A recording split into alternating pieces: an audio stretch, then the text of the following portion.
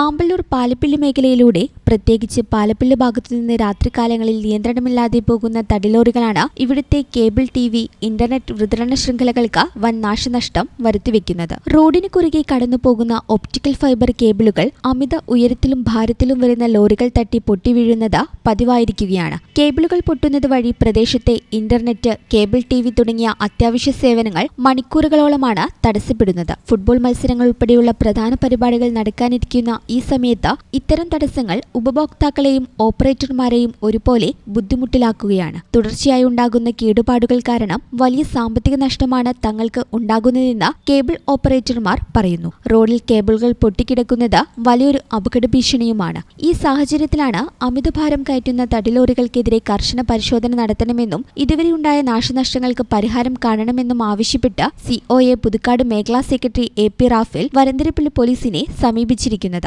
ഭാവിയിൽ ഇത്തരം സംഭവങ്ങൾ ആവർത്തിക്കാതിരിക്കാൻ പോലീസ് ശക്തമായ നടപടി സ്വീകരിക്കുമെന്ന പ്രതീക്ഷയിലാണ് പ്രദേശവാസികളും ഓപ്പറേറ്റർമാരും.